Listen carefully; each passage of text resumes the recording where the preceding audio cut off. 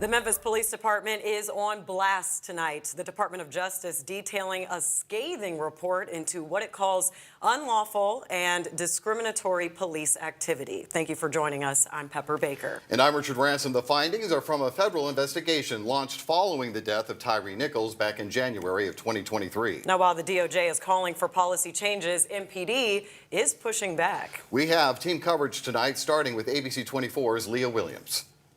The Department of Justice is accusing the Memphis Police Department of violating the civil and constitutional rights of people here in Memphis. And during this morning's news conference, they even cited several examples of discriminatory practices and excessive use of force that was found during this comprehensive investigation.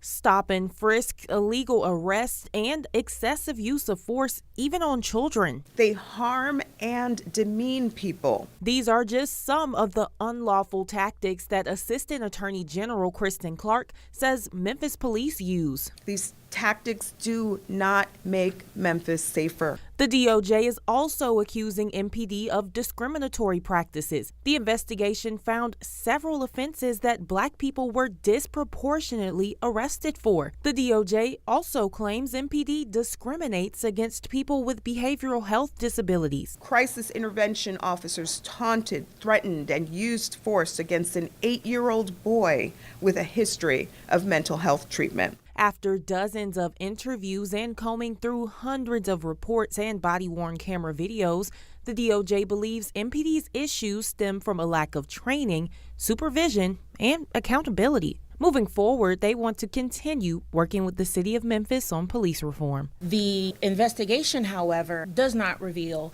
small changes that need to be made. They are a pattern and a practice, which requires significant changes and significant investments in reform. The city did decline to enter into a consent decree. The DOJ said, though, if needed, they could take legal action to step in and make some changes.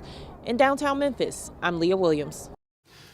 All right, more team coverage now as we look at the other side of this big story, and that, of course, is how the city of Memphis is responding to the DOJ's findings. The mayor and MPD's interim police chief held their own news conferences right after the DOJ's. ABC 24's Lauren Turman is live outside City Hall tonight. So, Lauren, the city had a lot to say this morning in response to the DOJ report. Yeah, tell us, what were some of the highlights, Lauren?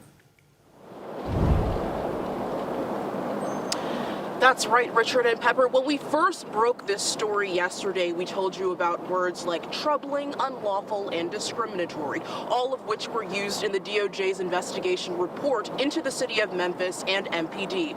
Well, today the city is saying that it is cooperating with the DOJ to help move things in a more positive direction, but that cooperation does not include the presented consent decree. Now, Mayor Paul Young was joined by interim police chief CJ Davis and city attorney Tanera Gibson. He reiterated a couple of crucial points that he wants the public to know.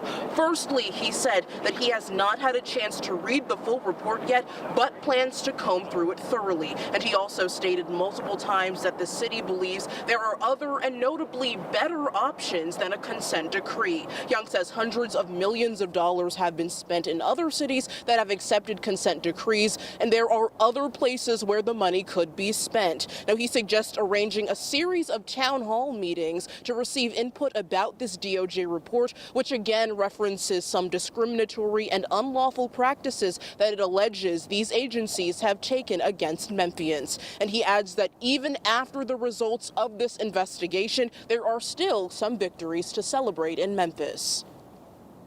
You don't run a victory lap. You know, it's not a wag your finger, we told you so type moment. This is we do not have to be here. We did not have to get to this point. If the Strickland administration had actually listened to some of the same people they were demonizing.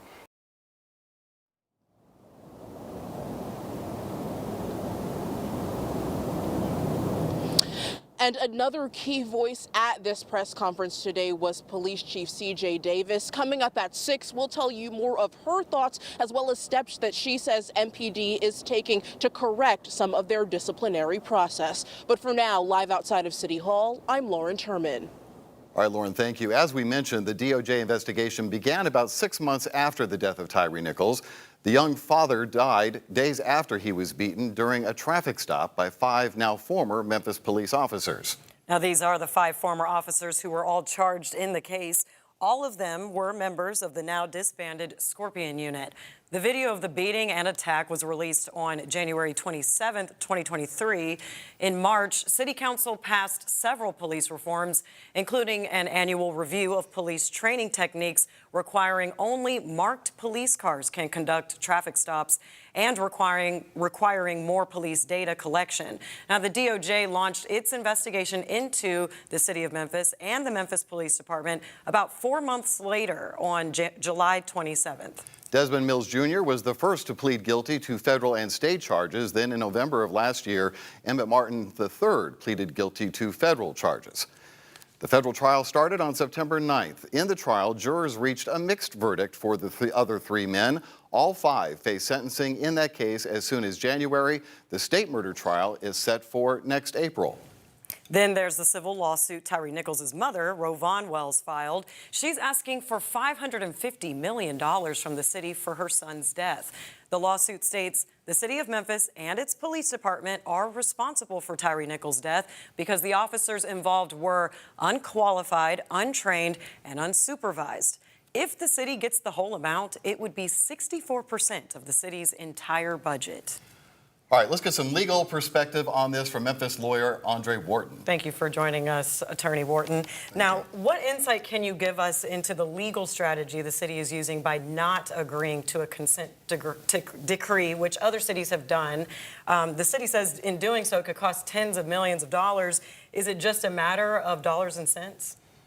No, I think that's a big part of it. I think the city is being very prudent and cautious. There's litigation that's ongoing, as we all know, with the Tyree Nichols lawsuit. And I think the city is trying to establish itself in the best posture that it can be in terms of that litigation, as well as potential other litigation. So I think they're looking at all their options, and I think pausing and taking a look at what the DOJ found is one aspect to their strategy, so to speak. So I'm interested in the tone the city is taking, Mr. Wharton. It sounds like they're saying, yes, we accept some of the findings that the DOJ found, and maybe they're hoping, crossing their fingers, that if they agree to some reforms within the department, that they can avoid the DOJ going after them for the consent decree part of this. Do you think that is part of the strategy here? I think it's a part of the big picture strategy. They want to create a little cushion, if you will, to negotiate, take a step back and look at what the findings were and figure out where they can make some concessions and establish reform going forward. I think Mayor Young, the city attorney, Tanera Gibson, I think are looking at this in the most prudent way. I think that's important, but it's also important to take seriously what the DOJ found so that we can improve and just restore trust with the community. So I think they're looking at all aspects of this. So far you would say just some smart lawyering going on right now? I think it's smart lawyering and smart mirroring, so to speak, in terms of the administration. But we can't, as I think Minister Reverend Fisher said, we can't take for granted what the DOJ found.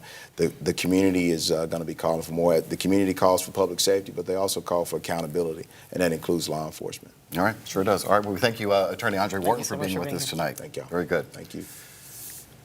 All right, well, reaction keeps pouring in to the findings of the DOJ report outlining a history of discriminatory practices by Memphis Police. And our Kevin McNamara is live at MPD headquarters, keeping our team coverage going. So, Kevin, I understand you have spoken with some people who are happy the DOJ report is calling for the kind of change they've been wanting to see for years here. What are they saying exactly?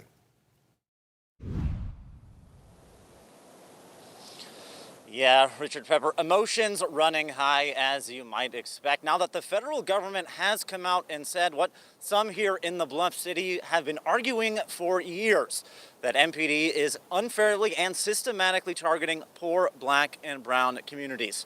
One of those folks I spoke to today, Pastor Earl Fisher, has been arguing for years as well that MPD needs to revise its practices and develop a better relationship with the people of Memphis that it is here to protect and serve. But on this day, with this report coming out, his tone more somber. You don't run a victory lap. You know, it's not a wag your finger, we told you so type moment. This is we do not have to be here. We did not have to get to this point. If the Strickland administration had actually listened to some of the same people they were demonizing